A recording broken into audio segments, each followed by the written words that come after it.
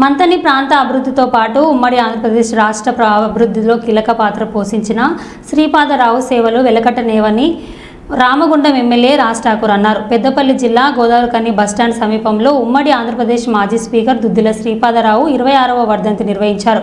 ఈ కార్యక్రమంలో Ramagundam MLA Raj Thakur, Congress party నాయకులు పాల్గొని శ్రీపాదరావు విగ్రహానికి పూలమాల వేసి నివాళులర్పించారు.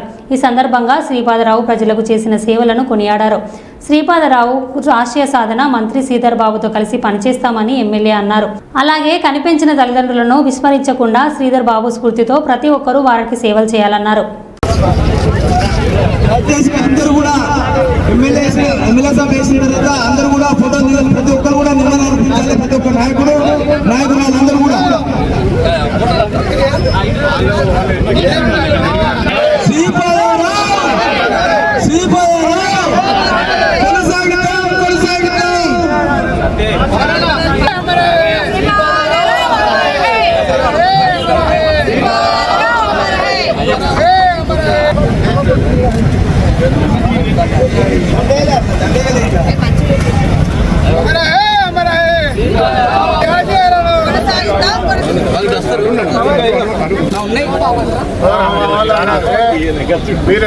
మీరు ఎవరు కాంగ్రెస్ తిరగడం లేదు.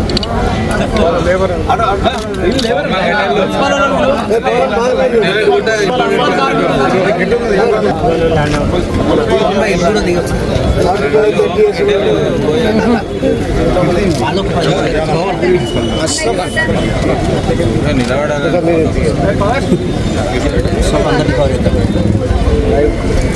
ఎన్నికలు జరిగే రాదంటే వాళ్ళని ఓనియర్ రాదు, చేసుకున్న వాళ్ళని మీద పడుతుంది.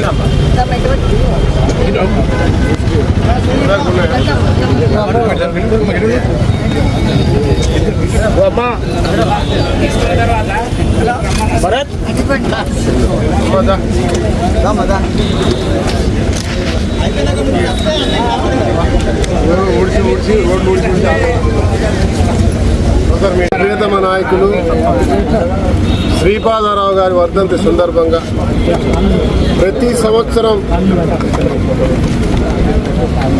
పెద్దపల్లి జిల్లాలో ముఖ్యంగా రామగుండం కాన్స్టిట్యున్సీలో నిరంతరం జయంతి వర్ధంతి ఉత్సవాలు జరుపుతూ ఉంటాం. వారి ఆశయాలను కొనసాగిస్తూ వారు రాజకీయాల్లోకి వచ్చిన తీరు, రాజకీయాల్లో వారు తీసుకొచ్చిన సంస్కరణలు, స్పీకర్గా వారు చేసిన సేవలు, పూర్తిగా వెనుకబడ్డ ప్రాంతమైన మంత్రిని రాష్ట్ర వ్యాప్తంగా పివి నరసింహరావు లాంటి వాళ్ళు ప్రధానమంత్రులు అయినా కూడా వారు ఇక్కడ పోటీ చేసినారని చెప్పారు తప్ప అభివృద్ధి శూన్యం ఉంది.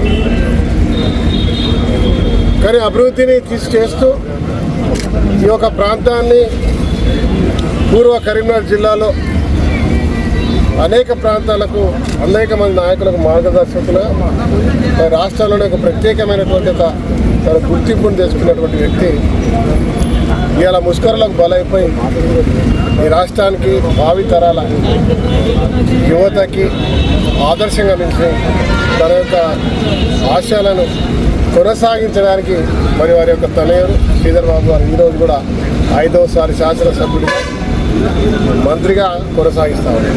మేమందరం కూడా శ్రీపాదరావు గారికి అత్యంత దగ్గర సన్నిహితులు. ఇక్కడ తల్లిదండ్రులు కొంతమందిని విస్మరించే వాళ్ళు, పట్టించుకునే వాళ్ళు ఉంటారు. దయచేసి చెప్తా ఉన్నాం, శ్రీపాదరావు గారి వర్ధంతి ఇలా అందరి మేము చేస్తున్న మా లక్ష్యం ప్రజాసేవ చేయడం, ప్రభుత్వ సంక్షేమాలు వారు చేర్చడం, అభివృద్ధి ఎక్కడా కూడా సమస్యలు లేకుండా చేయడంతో పాటు ముందుగా మన కుటుంబంలో మన తల్లిదండ్రులను ప్రేమిద్దాం, దైవంగా పూజిద్దాం. వారు లేకపోతే వారు ఇచ్చినటువంటి జీవితానికి ఒక మార్గాన్ని చూపించే విధంగా అందరూ కూడా ఇలా శ్రీధర్ బాబు గారి కుటుంబాన్ని చూసి నేర్చుకోవాల్సిందిగా నేను మీ ద్వారా ప్రజలకు ధన్యవాదాలు.